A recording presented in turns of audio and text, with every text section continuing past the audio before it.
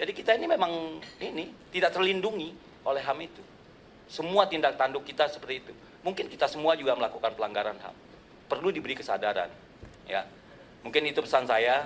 Cobalah kembali kepada jati diri agar Pak Menteri bisa dilihat memang selama ini pejuang hak asasi manusia yang tangguh. Walaupun jadi menteri juga bukan tidak membela pemerintah, tapi mengingatkan pemerintah bahwa pembangunan dilaksanakan untuk kesejahteraan rakyat, bukan untuk menjadi penderitaan rakyat. Yang berikut dan terakhir dari fraksi PKB, Pak Mafrion. Terima kasih pimpinan, Pak Menteri yang saya hormati beserta jajaran. Sebenarnya saya senang kalau Pak Menteri pidato itu indah kata-katanya. Jadi tadi saya menikmati waktu dipotong itu saya agak marah juga gitu. Yang kedua, saya senang Pak Menteri waktu jadi di Komnas HAM. Tapi dalam 105 hari Pak Menteri menjadi menteri ini, saya tidak melihat apa yang pernah Pak Menteri lakukan ketika di Komnas HAM. Tadi Pak Menteri juga bicara tentang mainstream human right, pengaruh utamaan HAM dalam pembangunan. Saya senang. Tapi kita harus ingat dalam 5 tahun 2019-2023 ada 101 orang yang luka, 248 orang ditangkap, dan 64 orang mengalami korban psikologis akibat PSN. Jadi mainstream human right itu berkaitan sama pembangunan. Kasus yang paling hangat itu ada 2 tadi, satu sudah disampaikan teman-teman, Tony Tesar juga menyampaikan, kasus Rempang. Saya tidak melihat apa yang dilakukan Kementerian HAM terhadap kasus Rempang. Berapa yang ditangkap? Berapa yang ditersangkakan? Nenek-nenek umur 64 tahun hari ini ditersangkakan. Oke, tadi disampaikan, kalau saya bicara sebagai Menteri HAM, itu akan mempengaruhi perusahaan besar di listing bursanya. Kan saya tidak bicara Bapak harus menyerang MEG. Saya mau Bapak melindungi masyarakat yang hari ini dipindahkan. Pernah nggak kita membayangkan kalau kampung kita, kampung di mana kita tinggal, bertahun-tahun secara turun-temurun, datang orang hari ini mau suruh kita pindah. Apa itu bisa diterima secara akal sehat? Saya mau Pak Menteri coba kembali kepada hadrat jati diri yang sebenarnya.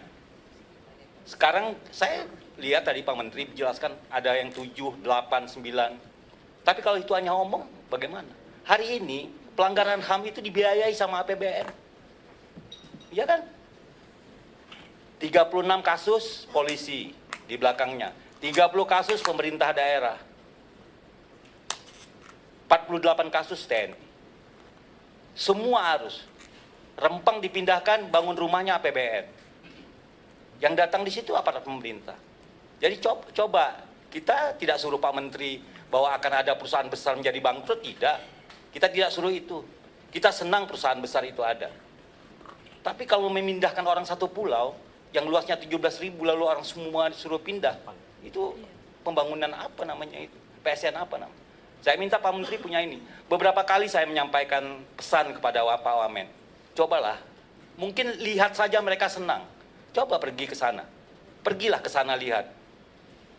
Dengarkan apa yang mereka katakan. Atau Kementerian HAM ini menjadi penengah antara masyarakat dengan menjadi penengah.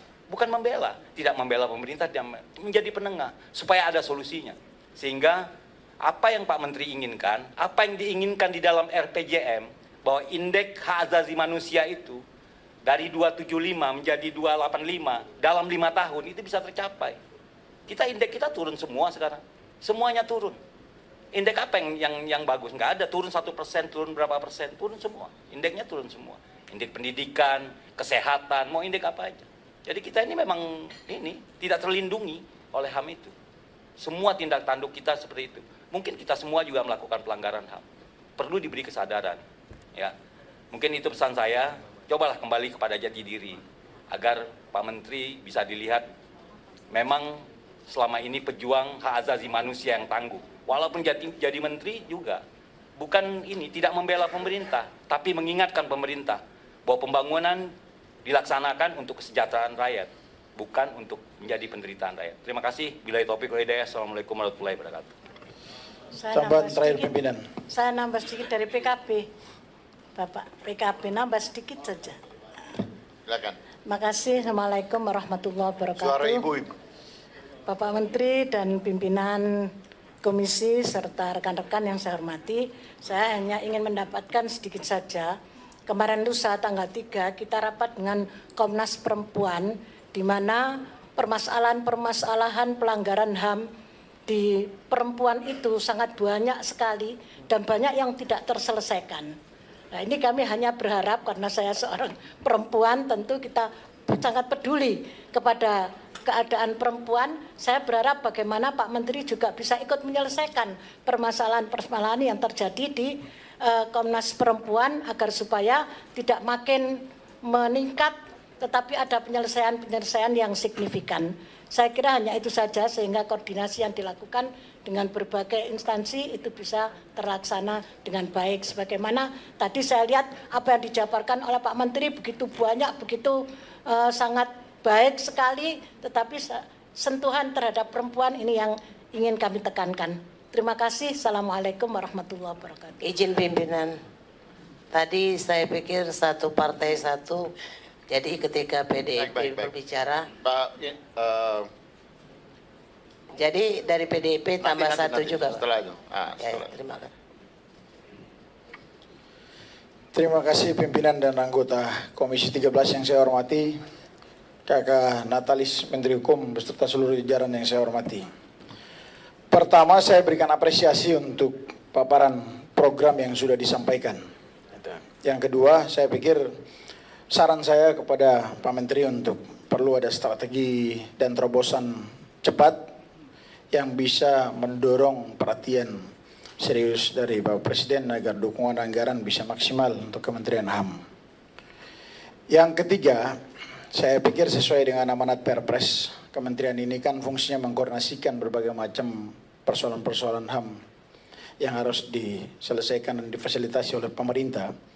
Sehingga saya menyarankan untuk Kementerian HAM ini tidak bekerja dan berjalan sendiri dengan semua paparan program dan konsep yang sudah dipaparkan oleh Pak Menteri. Karena kementerian ini harus melibatkan lintas sektoral. Salah satu mitra strategis dari Kementerian HAM adalah kepolisian dan juga beberapa mitra lainnya. Itu perlu sekali supaya apa yang tadi disampaikan semua oleh teman-teman ini bisa terselesaikan dan kita menekan angka pelanggaran dari waktu ke waktu. Yang kedua, saya pikir sangat mendukung sekali dengan pemberian amnesti ya. Itu sangat baik ya, karena lapas kita di seluruh Indonesia over capacity dan luar biasa. Itu bahkan kalau kita lihat pun sangat tidak manusiawi juga daya tampung kita di lapas-lapas maupun rutan-rutan yang sementara terproses dalam putusan kasus-kasus yang masih sedang dalam proses persidangan itu. Jadi saya pikir ini memang membutuhkan prioritas. Di tahun ini mungkin ada prioritas program yang perlu mendapat terobosan dari Pak Menteri, itu perlu sekali kita dukung dari sisi anggaran, tapi juga dari sisi kolaborasi, itu sinergitas yang harus dibangun. Karena saya rasa tidak ada jalan lain untuk menyelesaikan masalah HAM kalau Kementerian HAM berdiri sendiri. Mudah-mudahan di tahun baru ini dengan semangat baru, dengan semangat juga Bapak Presiden untuk menyelesaikan masalah HAM, Pak Menteri sudah bisa memberikan terobosan dan meyakinkan pemerintah dan DPR termasuk rakyat Indonesia bahwa ada berbagai macam kasus-kasus yang menjadi isu-isu krusial yang kita bisa selesaikan dalam waktu dekat. Ini mungkin dari saya, pimpinan, terima kasih.